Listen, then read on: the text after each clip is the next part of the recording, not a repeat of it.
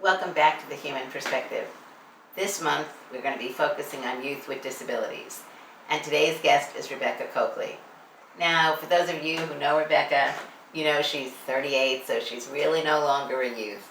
But nonetheless, because of her breadth of experience and the work that she's done with youth when she was a youth, we're putting her here. Since the 1990s, or maybe I've known Rebecca since the 1990s, or maybe even earlier while we were both in California. Becca's a unique individual, and for those of you who don't know her, you will learn today more about her uniqueness.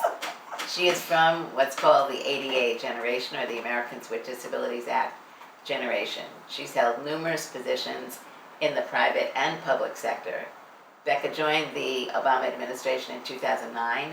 She was instrumental in an administration that reflected the diversity of America for the White House Presidential Personnel Office.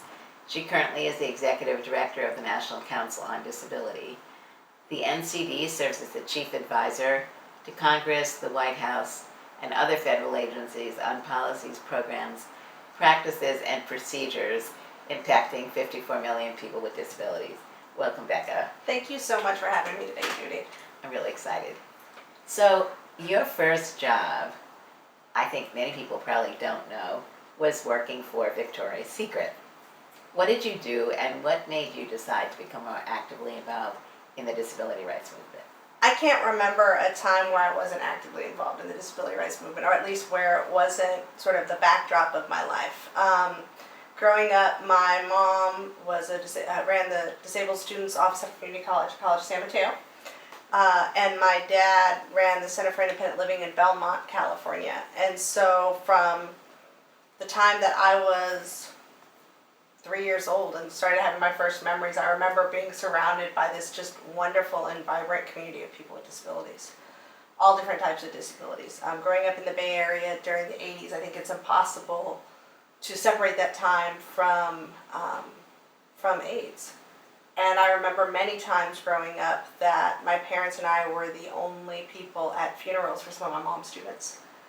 And I remember probably being about 6 or 7 and asking my mom, well, why are we here? Like, nobody else is here. And she said, no, this is how we pay respect.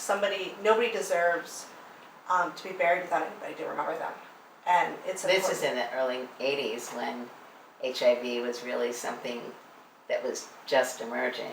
Yeah, I mean, having a devastating effect on people in California and other parts of the country and world. I remember when my mom lost 127 students in one semester. And it just devastating her. And there were students that were her students at the college that were also receiving services at the CIL that my dad worked at. And really seeing, my parents really pushed upon me, even at that age, the idea of interdependence, the idea of that we only make it through by supporting each other. Your parents both had disabilities? Both my parents were little people, yeah, and my dad became paralyzed when I was 1.5 years. So my earliest memories of my dad are of him using a chair. And how I ended up at Victoria's Secret is kind of funny. I went to the University of California, Santa Cruz, go Banana Slug, very serious slug fan, and had been planning on going to law school. Was really struggling with the LSAT. The logic games piece really doesn't work for my brain. The LSAT being the test you have to take in order to go to law school. Thank you. And needed to make some money, and so I ended up taking 2 jobs at the same time. I was interning for Congressman Tom Lantos, who was my local representative, who was the only member of Congress to be a survivor of one of the concentration camps. He and his wife came out of Auschwitz. And he was very active on human rights issues. And then to make money, I literally walked into a Victoria's Secret store and filled out an application and turned it in. And it turned out that the manager of the store had grown up next door to a family of little people, who my parents, of course, knew, even though they were up in Oregon and my parents were in California. And so she hired me, and I was with Victoria's Secret for 4.5 years, and I loved every minute of it. And I think in a lot of ways, my experience with the company actually made me a way more effective advocate. I think I have no problem pretty much talking to anyone. I have no shame talking to anybody. Once you sell underwear to somebody, there is no topic that you're ashamed or embarrassed to breach with folks. And you really learn how to, approach and meet people where they are. And selling a really expensive bra to somebody who doesn't want to pay for it really isn't any different than selling a piece of legislation to a member of Congress that doesn't want to pay for it. So there really tends to be a fair amount of overlap. So, I told you it's going to be an interesting interview. So, we say you're part of the ADA generation. Could you give us a little bit more information about what that means? So we came up with the term the ADA generation through work that we were doing at the time with the National Youth Leadership Network. Talk a little bit about that. NYLN was established in large part due to the work of Judy Heumann and Curtis Richards and others who... When we were working in the Clinton administration. And towards the end of the Clinton administration, noticed that there really needed to be some leadership development programming for the next generation coming up behind them. And you all had really successfully birthed the youth leadership forums in California and a number of other states. And you guys decided to do it on the national level. And I was one of the second class of students to come through. 100 young people with disabilities were selected from around the country to come to DC for a week and learn about advocacy and disability history and disability culture. And it was amazing. I think I had already been bit by the advocacy bug, but that just sort of determined it for me. I mean, that's very interesting because many younger disabled people have not been involved in the movement, but you also derived a lot of benefit from being around a lot of other disabled people. And why do you think that was? I think for me, the beauty of the disability movement is really the richness of disability culture, and the fact that there really is a culture. That there are common values, there's common language, there's behaviors and mannerisms when we're all in a space together. And I think for me, part of having disabled parents really sort of influences that and really shapes that. I never had a point where I felt bad about my body image. 80% of dwarf women grow up with moms that don't have achondroplasia. And so when you think about from your earliest ages where you determine beauty standards and beauty norms, it starts with your parents, it starts with your family. And so to me, my body was never deviant because it was always the norm. Mm-hmm. It was always what I saw. And my parents were extremely deliberate, whether intentional or unintentional. It's one of the questions that I would love to ask them if they were here today. And never talking negatively about their body. They at the most they would say, "I need to be more healthy.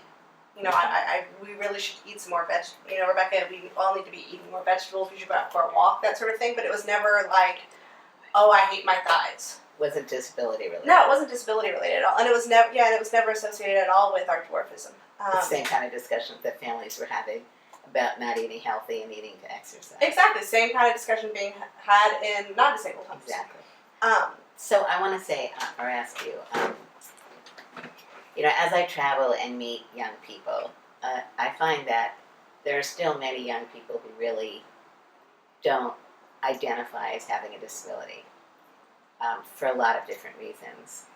And part of the issue, I think, is they haven't really had the opportunity to be immersed with other disabled individuals and to become more involved in what you call the disability movement and culture of the disability movement. And I'm wondering if you see that as something on a regular basis that you're working on, and what ideas and what areas have you been working on, like the Hidden Army, to help younger disabled individuals be able to more fully embrace their totality, including being disabled individuals and being able to be proud of who they are.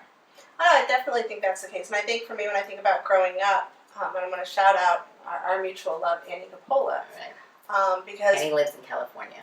And when I was growing up, Annie was my mom's cool, hip, young, single friend. Annie had the awesome apartment in Berkeley with the piano and the theater posters on the wall.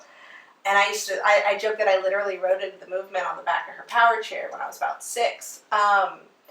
And, being raised by, at that point, a single mom, because my parents had divorced. And Annie, to me, was like Fonzie. Like, she was all things cool and badass, and that I really wanted to be. And I think that was really powerful for me in my own development of a disability identity, because then it became not just something that my parents were, but something that someone I really looked up to, that wasn't a parent, but was still cool and I would take her advice seriously. And she accepted herself completely. Oh, totally. And that to me was just, still to this day, I totally have like a woman crush on Annie's sense of self and Annie's like sense of like self-empowerment. It's just, it's infectious. Maybe you could talk a little bit about what the Hidden Army, why it started, and to talk also a little bit about the breadth of the Hidden Army. Because Definitely. it's cross-disability, men and women, and the age criteria is what? So I moved to DC in 2004, and I only had 2 friends under the age of 40. And it was Rachel Dorman and Daniel Davis. And there were the 3 of us. And we realized that there had to be more than the 3 of us. We were sick of going to disability community events and literally being the kids' table, as it were. And so what we did, and we were very intentional about it, was literally every time we met a young person with a disability in the DC area, we would stop them and say, "Who are you? What do you do? Let's add you to our list." And then the list became an actual Yahoo list. Then the Yahoo list evolved into a Facebook group. And it's designed to be a network, a DC-based network, even though now we have chapters in Boston and in San Francisco, or in the Bay Area, for young professionals with and without disabilities that engage in the disability space or engage in disability culture, to help them network professionally. And it started, like I said, with me, Daniel, and Rachel, and Tim Fuchs from Nickel. It was like the 4 of us. Tim's actually the reason we were actually very deliberate in including non-disabled folks, because we're like, Tim knows more about accessibility than any disabled person we know, so we have to have him at the table. And today I think has over 400 members in the DC area, and it had its 10th anniversary last year. It turned 10 years old last year. And it includes people with psychosocial disabilities and learning disabilities. It is a completely cross-disability network, and it was intended to be that way because we really wanted to not only have professional development but social development for everybody. We wanted to be able to practice the solidarity that we all talk about as lacking, and be able to provide a venue for us to show up for each other. And the rule of it is that it has to be the leader at a given point in time has to be under the age of 30. And I'm only still on the Facebook page as a member because I'm the founder and I set it up. And you're emeritus. And I'm emeritus, yes, I am emeritus. But we actually have a very strong network of those of us that are emeritus or emeriti, and helping support the current facilitators. And to me, it's such a beautiful thing to see it continuing to grow and to see there be a continuing interest. And honestly, the best thing ever is when I watch some of our veterans and our pioneers in the movement try to join the Facebook group, and people will be like, "No, sorry." They're like, "Well, what do you mean?" It's like, no. Y'all set up a movement and were very clear about what the movement needed to look like. This is a question of self-definition. You can be an ally, but that doesn't mean you're at the table. So who is not welcome to join? Anybody over the age of 35. Because we really think that there are also just some things that need to be, that as young people with disabilities, you need to be able to have those conversations in that space. You need to be able to have a space where you can complain about your boss without knowing that the person sitting across from you has beers with your boss on Thursday nights. So, one of the reasons I admire a lot of the work that you do is you really think outside of the box. And I think there are many reasons for that, but I'd like you to share a little information with us about how you've expanded the view of diversity in the disability community, who you've been reaching out to, and just share both some of the reasons why you've been doing it and what you see as some of the results. Definitely. I think none of it would be possible if it wasn't for the effort we put forth with Hidden Army. I think there's a direct connection, because with Hidden Army we decided to take some real deliberate intent towards growing a youth movement. Like quite literally stopping young people on the street and saying, "Who are you? Where do you go to school? Who do you know? Let's connect you." And I think going into the Obama administration, and obviously even before then, I think growing up with parents that really celebrated diversity, like my parents did, there was a real honest conversation all the time about who's not at the table, whose voice isn't heard. So who has not been at the table from your perspective? leaders of color with disabilities in majority ways. I mean, I think I didn't learn until 3 years ago that one of the co-founders of AAPD was a woman of color, was a Howard University grad. I had never heard of Sylvia Walker. Oh. You know, Just for you all, Sylvia Walker was a great leader in the disability rights movement. She worked at Howard University here in D.C. HU. Sorry, I have to do that. My husband. And we'll put something up about her. She passed away a number of years ago, but she was a really important person in the movement, and particularly working with disabled individuals of color and influencing higher education. You know, and I think working in the Obama White House, working for President Obama, and being in charge of diversity outreach, one of the things that I really noticed was as I would push the traditional disability organization or traditional diversity organizations to be sending me women, LGBT folks, veterans, people with disabilities, they would draw a blank. And then I would go to the disability organizations and ask for names. They would send me all white people. And I was like, no, there's a problem here. Where are your people of color? You're telling me you run a disability rights organization and you don't have people of color? There's a fundamental problem here. You are doing it wrong. And we are doing it wrong. And so several of us, and I really want to make sure that I elevate and center the voices of the leaders of color that have been doing this work for so long. Folks like Kaite Davidson and Lydia Brown, Karima Sevick, Talila Lewis, who have been really driving an agenda around ensuring that as a movement we do our duty and we do center the voices of leaders of color with disabilities on all issues. And I think it's important, that we're talking right now about national leaders, but at local community level, it's also really critical that the diversity of the movement be clearly seen, and that people of color and from different sexual orientations, etc., really be visibly, actively a part of our movement. And be driving the agenda. I mean, I think as we have all of these conversations about why the disability community isn't at the table with civil rights groups, we have no room to complain if when we pull together a room, it's all white folks with the same disabilities.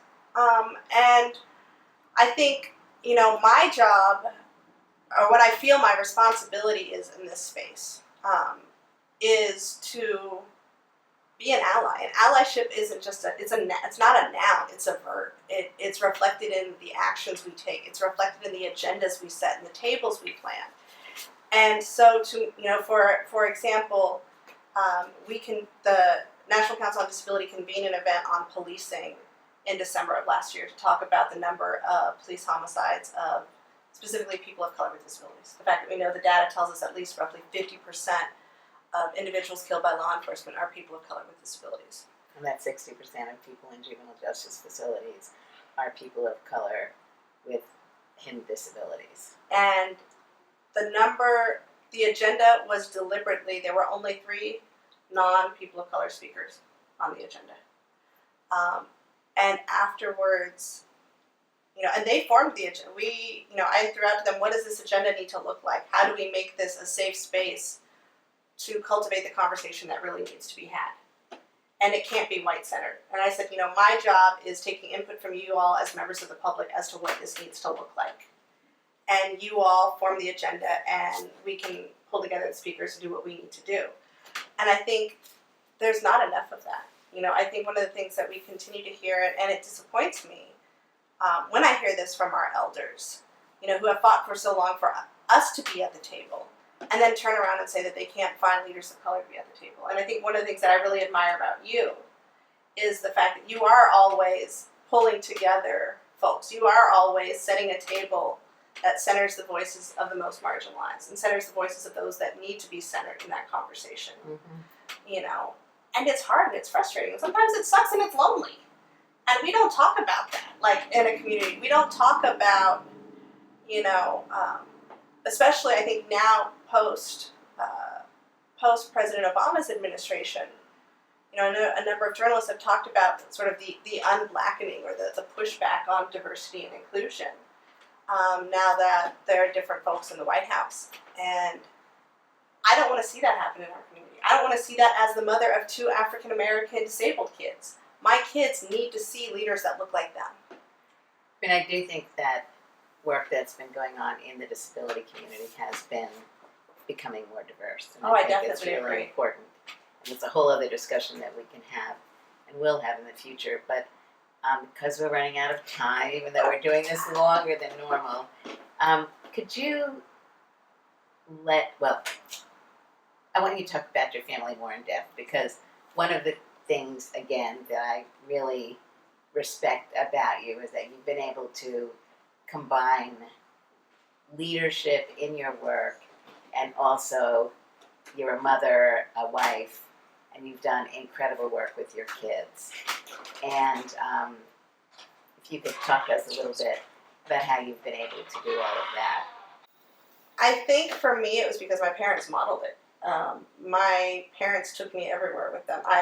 If I wasn't with my mom, I was literally riding on the back of my dad's power chair, or Annie's power chair. Mm-hmm. And so I think that was a really significant thing. And then after my parents separated, and then after my dad passed away, my mom was a reentry student in college. She went back to school. And she went to a very small Catholic college and told them that she was a single mom. And everybody, there were still nuns as professors, nuns and priests as professors, and they were all just like, oh, bring Rebecca. If she's got a day off of school, just bring her. That's fine. And so I grew up with parents that took me everywhere. And I think my husband and I, both being people with disabilities and working in disability spaces, for us, it really has been sort of the same thing. I mean, we don't have, my in-laws live in South Carolina, my family's in California. And we have a couple of sitters, but sitters are expensive. And so people know that if they invite us to stuff and they expect us to come after work, the kids are coming. And I think it's been actually really cool, because when it started out, when Jackson was born, we started bringing him to stuff. And now Jackson and Kaya, the number of young people, particularly young women with disabilities, that have come up to me and been like, it is so cool that you're a mom. Like, how do you do it? Like, it's like some trade secret. It's like, well, But I never thought about that as a political statement, like Right. bringing my kids into these spaces. But I realized very quickly that it was. I realized being a pregnant, disabled woman at the White House Mm-hmm. was a political statement. And bringing my kids, going to pick them up down the street from daycare and bringing them to goodbye parties for senior White House officials, because if the party's at 6 o'clock, the Cokley kids are there. Being at a doctor's office one time and forgetting my kid's social security number, and picking up the phone and calling my coworker at the White House, whose job it was to wave everybody in, and being like, hey, Pope, it's Cokley. Can you give me Jackson's social? And him just laughing and being like, how do you not know your child's social security number? And I was like, but you do, because I send it to you every time I bring him in.